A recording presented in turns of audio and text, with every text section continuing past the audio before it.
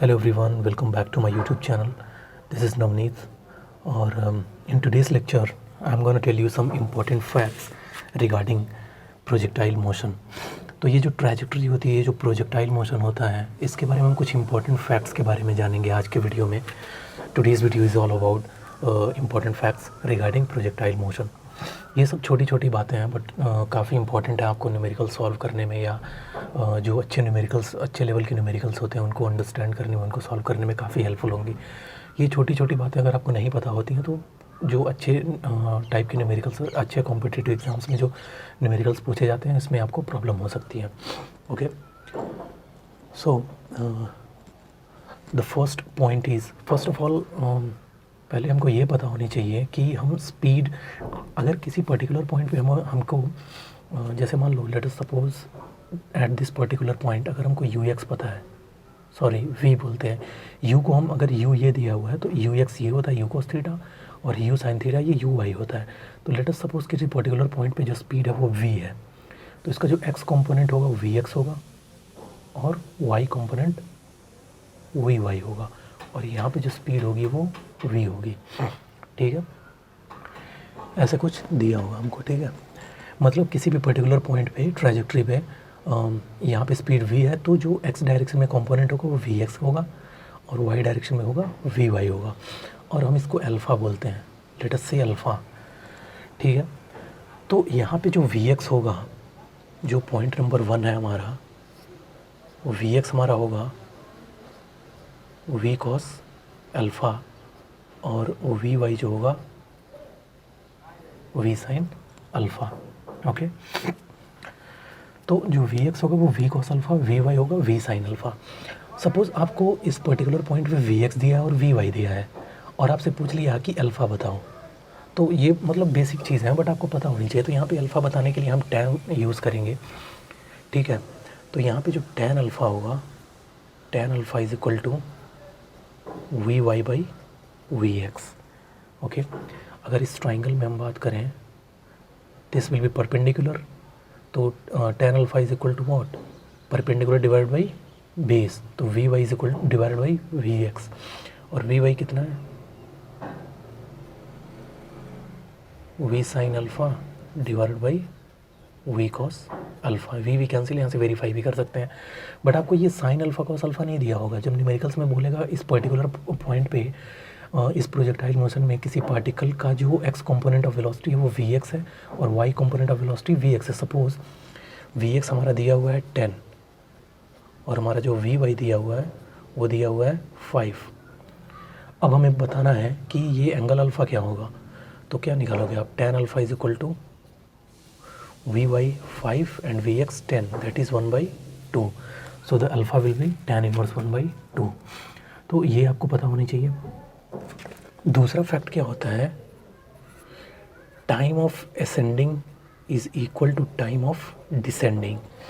जिस तरह से मोशन अंडर ग्रेविटी में हमने सीखा था कि अगर किसी पार्टिकल को सपोज़ ग्राउंड से हम किसी पार्टिकल को इस तरह से प्रोजेक्ट करते हैं ऊपर की तरफ, तो ये ऐसे ऊपर की तरफ जाता है, एक सिचुएशन में मैक्सिमम हाइट पहुंचता है, फिर इसी लाइन में ये ऐसे नीचे ग्राउंड पे हिट करता है. ये दोनों सेम है, ये अलग अलग इस लाइन से इसलिए बना रहा हूँ ताकि आपको समझ में आए. तो यहाँ से मैक्सिमम हाइट तक पहुँचने का जो टाइम होता है उसको हम टाइम ऑफ असेंडिंग बोलते थे और यहाँ से नीचे आने का जो टाइम था वो टाइम ऑफ डिसेंडिंग होता था. सिमिलरली यहाँ पे भी पार्टिकल जब यहाँ से प्रोजेक्ट किया गया इसको, ये मूव करते करते धीरे धीरे एक सिचुएशन आती है मैक्सिमम हाइट तक पहुँचता है. ठीक है, late us suppose this is the point of maximum height. तो यहाँ पे क्या होता है कि वी वाई हमारा 0 हो जाता है, ओनली वी एक्स बचता है और वी एक्स होता क्या है, यू एक्स के ही बराबर होता है. क्यों यू एक्स के बराबर ये इसलिए होता है, हमने पिछले क्लास में डिस्कस किया था कि हॉरिजॉन्टल डायरेक्शन में कोई फोर्स ना होने के कारण एक्सीलरेशन 0 होता है. तो ए एक्स 0 होता है, हॉरिजॉन्टल डायरेक्शन में एक्सीलरेशन 0 होता है, मतलब एक्स एक्सिस के अलोंग एक्सीलरेशन 0 होता है, इसीलिए यू एक्स कॉन्स्टेंट होता है. तो throughout the projectile motion जो velocity component of velocity along X axis होगा वो कांस्टेंट होगा, वो यू कॉस थीटा ही होगा. ठीक है, तो और वी वाई 0 होता है मैक्सिमम हाइट पे. तो यहाँ से यहाँ का जो टाइम होता है उसको हम टाइम ऑफ असेंडिंग एड्रेस कर सकते हैं. ठीक है, फिर क्या होता है, पार्टिकल यहाँ से यहाँ मूव करता है, यहाँ से ऐसे मूव करते करते ग्राउंड को हिट करता है। तो यहाँ से यहाँ तक का जो टाइम इंटरवल है उसको हम टाइम ऑफ डिसेंडिंग बोल सकते हैं।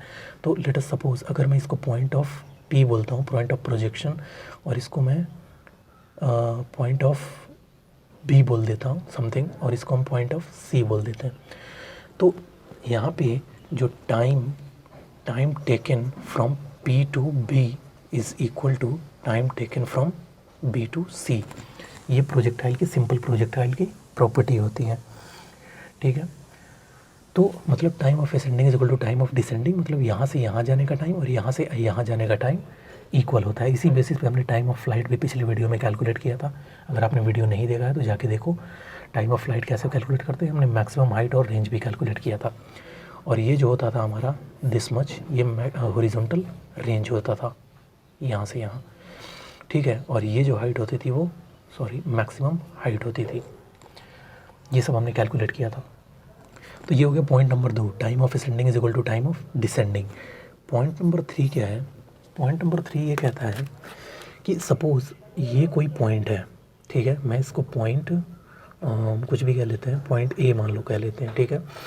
और अगर मैं एक हॉरिजॉन्टल लाइन ड्रॉ करूँ, exactly horizontal parallel to X axis, तो ये जो यहाँ पे जो इंटरसेक्शन पॉइंट होगा इसको मैं सपोज़ डी कह ले रहा हूँ। तो ये जो पॉइंट होगा, तो यहाँ पे जो स्पीड होगी यहाँ पे भी वही स्पीड होगी, ठीक है। मतलब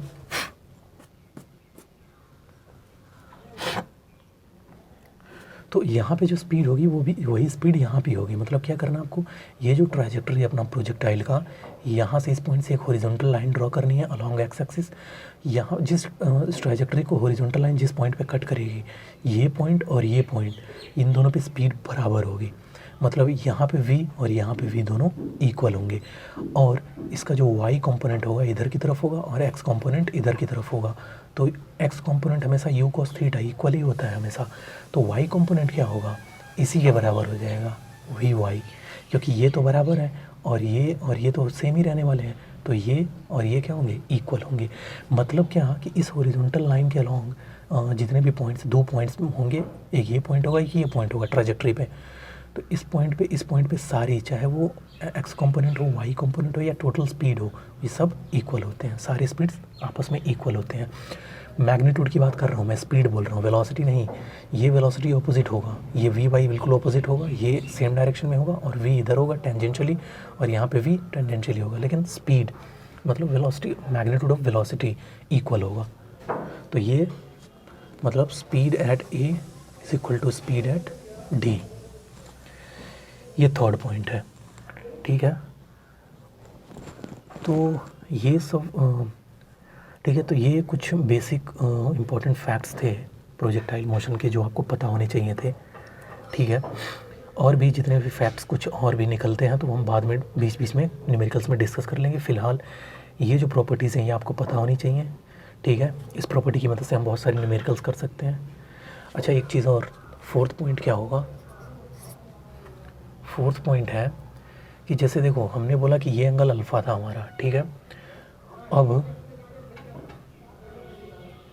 अब ये एंगल भी अल्फ़ा ही हो, sorry this much angle, yes this angle, this and this will B alpha.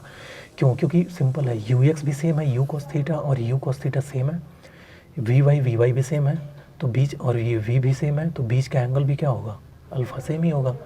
तो इसका मतलब क्या होगा कि ये अल्फ़ा और ये अल्फ़ा, मतलब ऐसी सिचुएशन में जो हॉरिजॉन्टल लाइन हम ड्रॉ करते हैं, इस पॉइंट और इस पॉइंट का क्या होगा, ये अल्फ़ा और ये अल्फ़ा सेम होगा। फिगर थोड़ा सा चीज़ी है बट आपको चीज़ें समझ में आ रही होंगी, आई होप सो, ठीक है। और देखो एक और फिफ्थ पॉइंट क्या है, फिफ्थ पॉइंट है हमारा कि अब देखो ये एक अलग प्रोजेक्टाइल अपन एज्यूम कर सकते हैं इसको, ठीक है। अब यहाँ पे भी क्या होगा, इस प्रोजेक्टाइल के अकॉर्डिंग, मतलब ये जो ट्रैजेक्टरी है, दिस मच ट्रैजेक्टरी, अब इसका मैक्सिमम हाइट ये होगा, यही होगा इसका मैक्सिमम हाइट। और यहाँ पे यहाँ से यहाँ जाने का जो टाइम होगा, सेम यहाँ से यहाँ जाने का भी टाइम होगा। ये 5वां नंबर का पॉइंट है। मतलब यहाँ इस दिस मच ट्रैजेक्टरी के लिए ये हो गया टाइम ऑफ असेंडिंग और ये हो गया टाइम ऑफ डिसेंडिंग। तो इस एक तरह से ये सब प्रोजेक्टाइल मोशन हो गया, मतलब इस टोटल प्रोजेक्टाइल मोशन का थोड़ा सा पार्ट हो गया, ठीक है, जिसे हम थोड़ा सा projectile motion, mini projectile motion assume कर सकते हैं, जिसमें यहाँ से time of ascending is equal to time of descending. तो ये सब कुछ इंपॉर्टेंट फैक्ट्स थे। अगर यहाँ का स्पीड हमें पता हो जाए तो ये रेंज भी अपन हम कैलकुलेट कर सकते हैं। तो ये कुछ बेसिक पॉइंट्स थे जो आपको पता होने चाहिए थे। आई होप कि ये पूरा वीडियो एक्सप्लेनेशन, इंपॉर्टेंट फैक्ट्स आपको समझ में आए होंगे, और मिलते हैं नेक्स्ट वीडियो में। तो अगर वीडियो पसंद आया तो लाइक करना ना भूलें, subscribe to my channel. Thank you.